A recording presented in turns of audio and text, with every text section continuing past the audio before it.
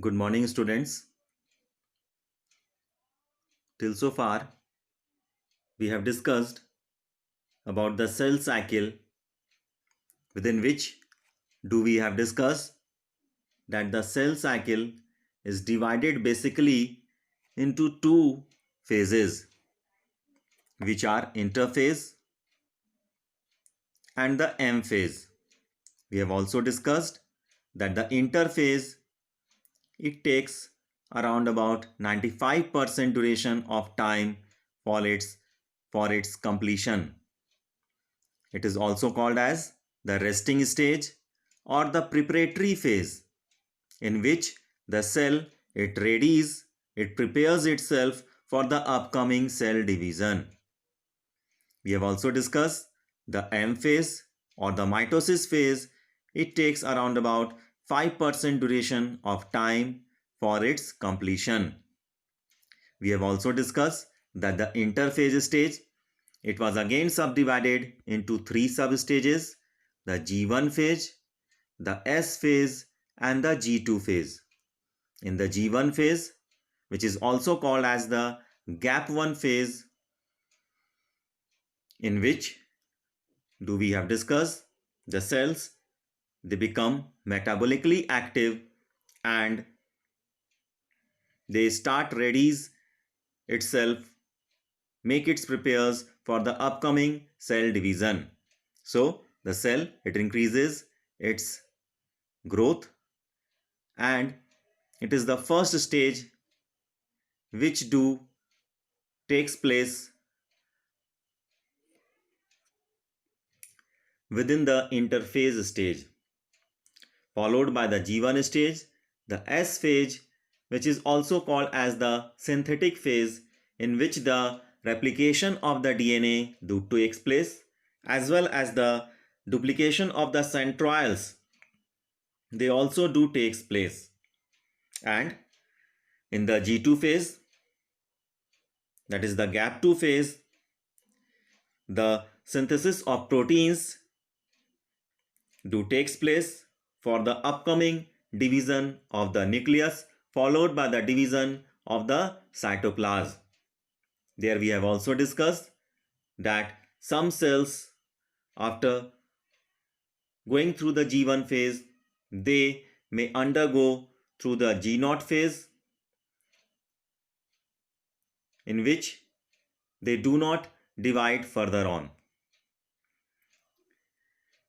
As we have discussed, as the G2 phase, it gets completed, the cell has enlarged itself, as well as by the duplication of the DNA has also taken place. Now the cell enters the M phase, which is also called as the mitosis phase, which was again divided into these 5 substages, which were prophase, metaphase, anaphase, telophase, and cytokinesis. So in the prophase stage, we have discussed that the disappearance of the nuclear membrane takes place, as well as the cytoplasmic organelles, they do also disappear. In the case of the metaphase stage, there we have discussed that the centrioles, they have moved towards the opposite respective poles, and the metaphasic plate has been formed, in which the spindle fibers, they have been attached to the kinetochore region of the centromere within the chromosomes. In the anaphase, we have discussed that the centromere, it gets splitted, and the movement of the chromatids starts taking place towards their respective poles. In the case of the telophase, there we have discussed that as the division of the genetic material has occurred, it has completed, and the appearance of the nuclear membrane is observed, as well as the appearance of the other cytoplasmic organelles which have disappeared during the stage of the prophase, again it reappears during the telophase stage. So we can also say, in some respect, the telophase stage is just reverse of the prophase stage. Now afterwards, the telophase stage, the last process, which is the cytokinesis, do takes place. So these phases, prophase, metaphase, anaphase and telophase, do comes under within the karyokinesis stage, which is a sub-stage within the M phase, in which the division of nucleus do has taken place, and this last stage within the cytokinesis, the division of the cytoplasm will take place. So now we'll discuss about the cytokinesis in detail. As the word cytokinesis, the cyto means cytoplasm and kinesis means division. So in the process of cytokinesis, the division of the cytoplasm takes place. So in the case of the animal cell, a furrow starts developing.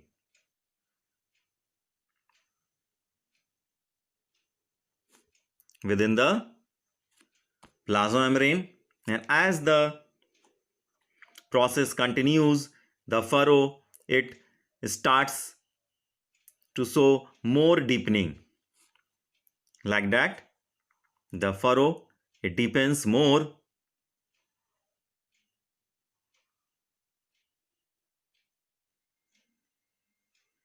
and at last there is complete deepening of the furrow, which ultimately divides the cytoplasm of the cell also into two parts. So like that, in the case of the animal cell, the division of the cytoplasm do takes place through the furrow method. The furrow do starts developing, and as the process continues, it deepens more and more, and later on the two sides, they fuse to each other, and the two cells, they get separated, the daughter cells are formed, and the division of the cytoplasm do takes place. Whereas in the case of the plant cell, we know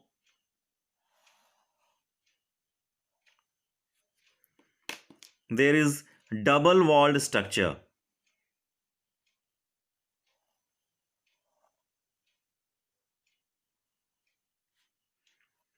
Do we know the outer layer is called the cell wall, and the inner is the cell membrane or plasma membrane.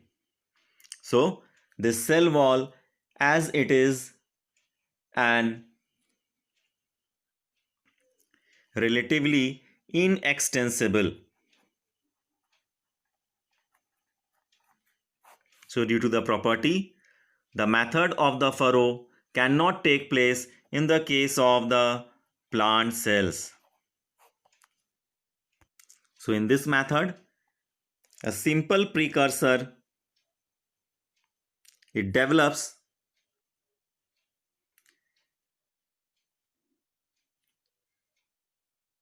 and called as the cell plate between the walls of the two adjacent cells. So formation of this particular cell plate do starts taking place during the late anaphase or early telophase stage.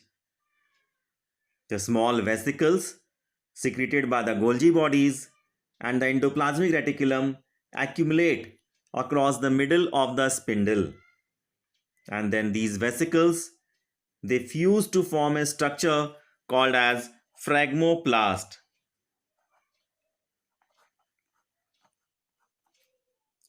which contains the polysaccharides, which are the precursors of the pectin for middle lamella.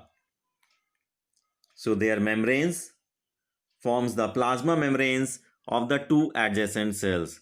So this cell plate, which has been formed by the precursor, it grows continuously towards the peripheral side, and like that it divides the cytoplasmic content into two parts. So during the time of the cell division, the cytoplasmic organelles like mitochondria, blasts, endoplasmic reticulum, they get distributed between the two daughter cells which have been formed. The fully formed cell plate is the middle lamella.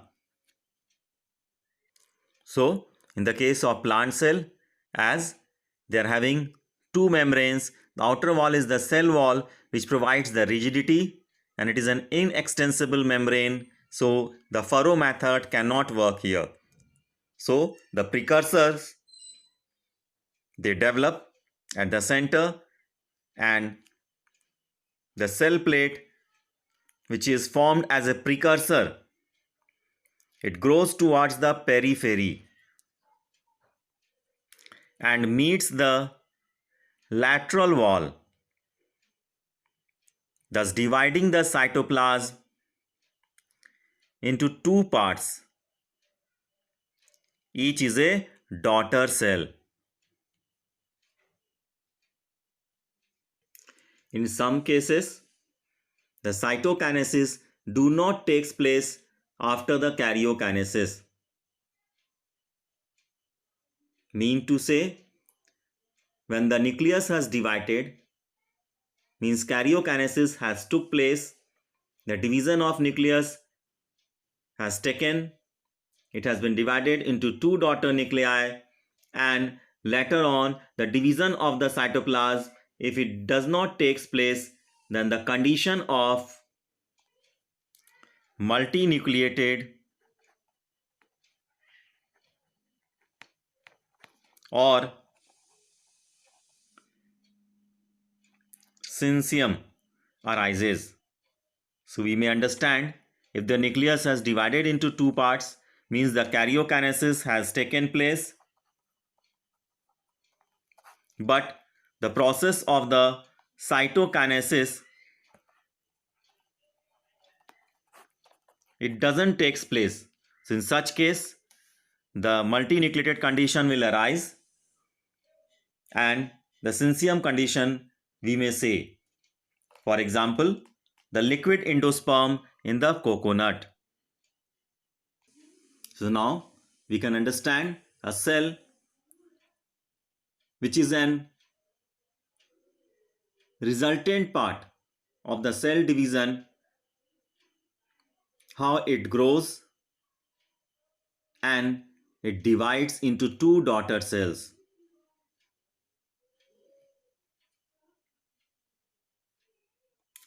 Now we'll understand about the significance of mitosis.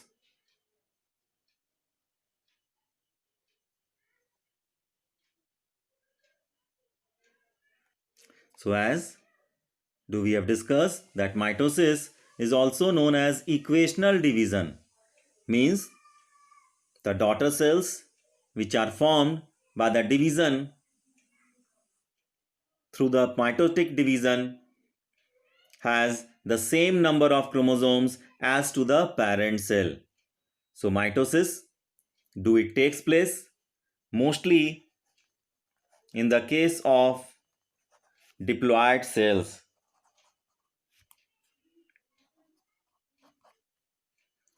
However, in some cases, in some lower plants and some in social insects, haploid cells also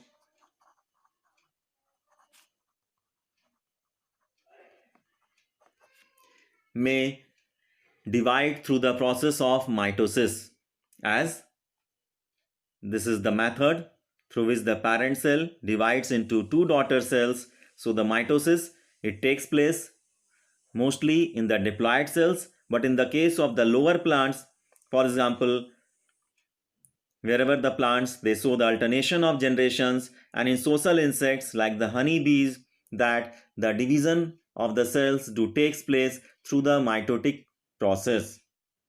As we can understand, it is very essential the significance of the division in the life of an organism. As we can understand, our life has originated from a single celled structure, zygote. How do the zygote? It divides repeatedly and forms the individual. So that is through the simple method, that is the through the method of mitotic division. So the growth of the multicellular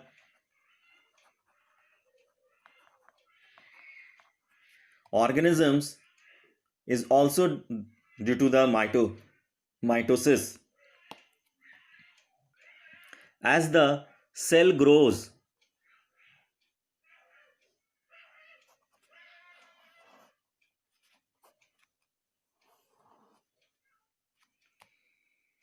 it results in the disturbing cows regarding the ratio between the nucleus and the cytoplasm. So as the cell grows in size, there is disturbance caused regarding the ratio between the nucleus and the cytoplasm, due to which it is unable to control the activities occurring within a large volume of the cell. So the cell, it has to maintain the nucleus cytoplasmic ratio.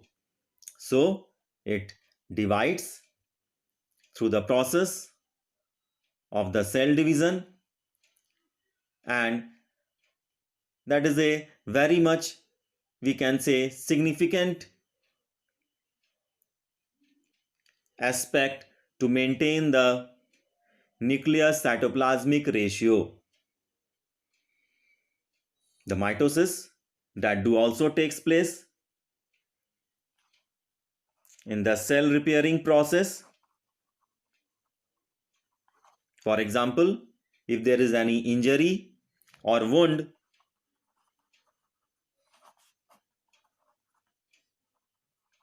then also the healing of the skin that do takes place, and the other cells which are responsible for to heal the wound, that also do takes place through the process of the mitosis.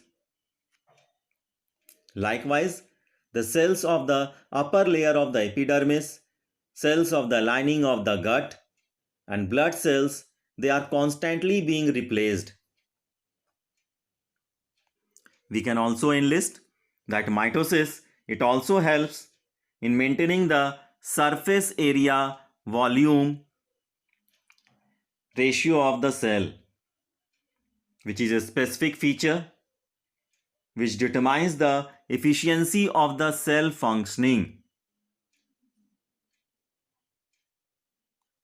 We can also enlist the meristematic tissues, the apical meristem, as well as the lateral cambium. They also results in the continuous growth of the plants along with the intercalary meristem throughout their life to increase the number of cells and for the process of the growth.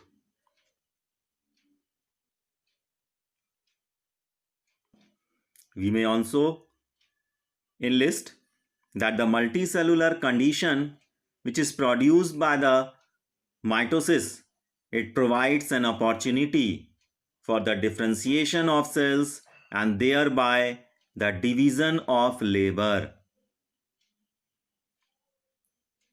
as well as we can say, if the uncontrolled mitotic division or the proliferation of cells do takes place, it may lead to the formation of tumors, that is cancers. So, do we have completed about the mitosis type of cell division? In the next class, we'll discuss about the meiotic type of cell division. Till so far here, thank you. Have a nice day.